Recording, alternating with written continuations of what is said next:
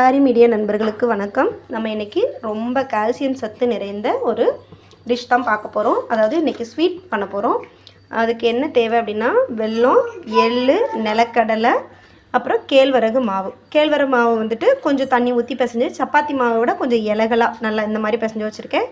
இதை வந்து என்ன பண்ணணும்னா ஒரு 2 உருண்டை அளவுக்கு நான் எடுத்திருக்கேன். எடுத்துகிட்டு ஒரு உருண்டையை இந்த மாதிரி தோசை கல்லில் கொஞ்சம் அதை ஹீட் பண்ணி, ஏன்னா நம்ம வந்துட்டு பச்சையாக போட்டு அரைச்சா குழந்தைங்களுக்குலாம் வந்து டைஜஷன் ஆகாது.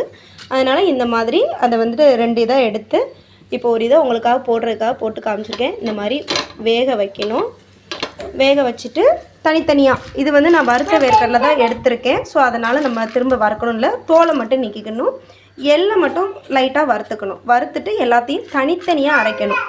அரைச்சிட்டு வெல்லத்தை வந்துட்டு கொஞ்சம் பாகு எடுக்காமல், அதாவது வெல்லம் பாகாக இது பண்ணாமல் ஜஸ்ட்டு வெல்லம் கரையிற அளவுக்கு வந்துட்டு ஹீட் பண்ணிவிட்டு அப்படியே எல்லாத்தையும் சேர்த்து மிக்ஸ் பண்ணி நம்ம இன்றைக்கி ஸ்வீட் செய்ய போகிறோம். வாங்க எப்படி செய்யலான்னு பார்க்குறோம். இப்போ பாருங்கள், நம்மளுக்கு வந்துட்டு நான் 3மே தனித்தனியாக அரைச்சி வச்சுருக்கேன். இது வந்துட்டு கேழ்வரகு நம்ம அந்த அடை மாதிரி தட்டி இது பண்ணோம் இல்லையா, அதை இப்படி உதிரி உதிரியாக அரைச்சி வச்சுக்கணும். அதே மாதிரி எள்ளும் எதையுமே ரொம்ப மாவாக அரைக்காதீங்க. இது நிலக்கடலை.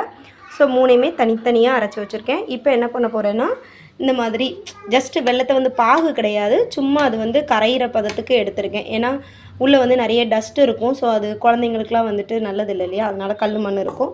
அதை ரிமூவ் பண்ணுறதுக்காக இப்போ நீங்களே பாருங்கள் உள்ளே நிறைய டஸ்ட் இருக்குது. ஸோ இதை வந்து நம்ம ஃபில்ட்ரு பண்ணி இதோட ஆட் பண்ணி நம்ம மிக்ஸ் பண்ணிக்கலாம். இப்போ தெரிஞ்சாப்பில் நான் ஊற்றி நம்ம வந்து 3யும் கலந்துக்கலாம். அதே மாதிரி கையை விட்டு கலக்காதீங்க, ஏன்னா இது வச்சு சாப்பிட்லாம். நீங்கள் 1 வாரம் வரைக்குமே கெட்டு போகாமல் வச்சுக்கலாம். கைப்படாமல், முடிஞ்சளவு கைப்படாமல் பண்ணுங்கள். இப்போ இந்த 3மே நல்லா மிக்ஸ் பண்ணிக்கலாம். ஸோ இப்போ பாருங்கள், எல்லாத்தையும் நல்லா 3யும் விரசி வச்சாச்சு. விரசிட்டு இந்த மாதிரி சின்ன சின்னதாக உருண்டை பிடிச்சி எடுத்துக்கோங்க.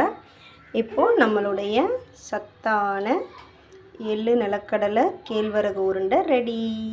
வாங்க எல்லோரும் சேர்ந்து சாப்பிட்லாம்.